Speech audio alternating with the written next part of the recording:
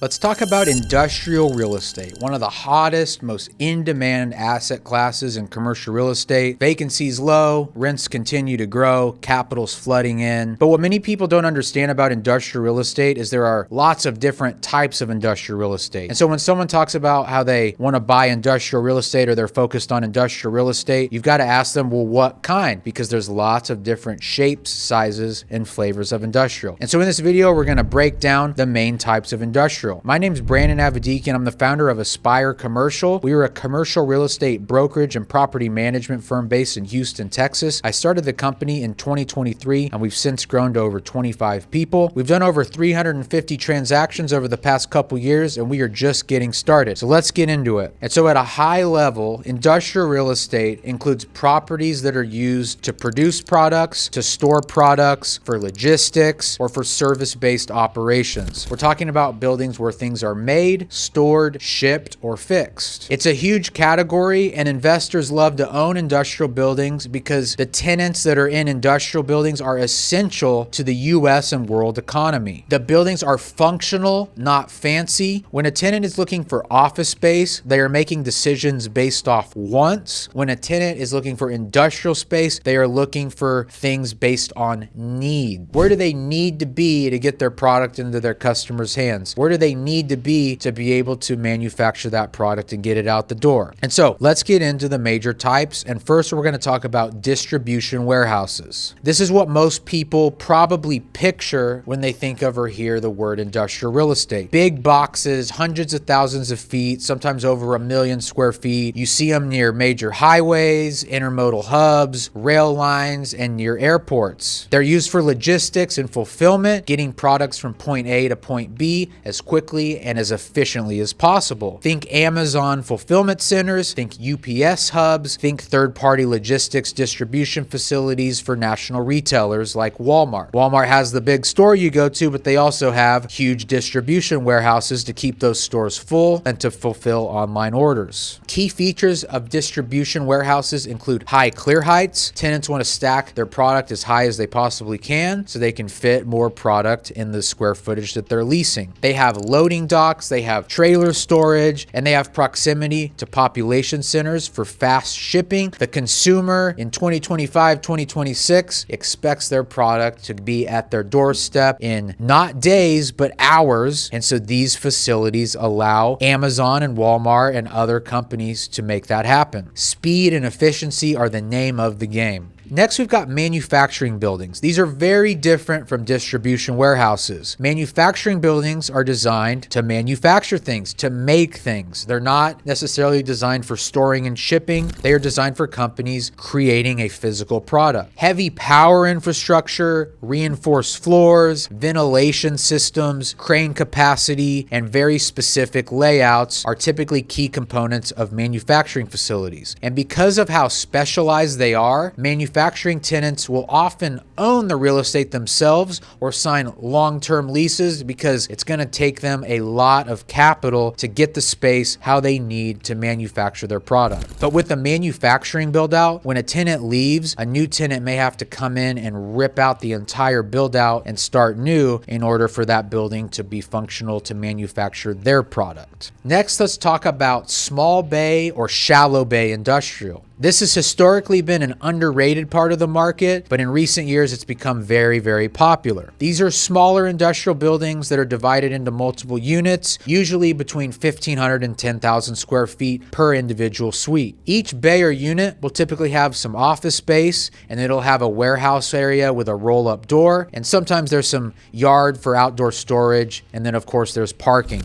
The tenants in shallow or small bay industrial are plumbers, electricians, HVAC companies, smaller local e-commerce brands, and service contractors, along with many other uses, but those are typical ones you'll see over and over again. And they don't need giant spaces, but they do need functionality, they need affordability, and they need convenience. And investors love shallow bay industrial because demand is high, supply is limited, especially in urban and infill areas, and tenants tend to stay put it because moving is a hassle, and in many areas there are not a lot of alternatives. Small bay industrial deals may not be flashy, but it's steady income with sticky tenants and usually low turnover, and the build outs typically are not super specialized, and so when you have tenants move out, it's typically not too difficult or expensive to release to a new tenant. Next, let's talk about flex industrial. Now, the lines can be blurred between whether a building is flex or shallow bay, but for the most part, if you refer to a building as flex, it's going to have more of an office component than a traditional shallow bay building. And you'll often see flex space in suburban business parks. You'll often see showrooms in these buildings. You'll see tenants that need a higher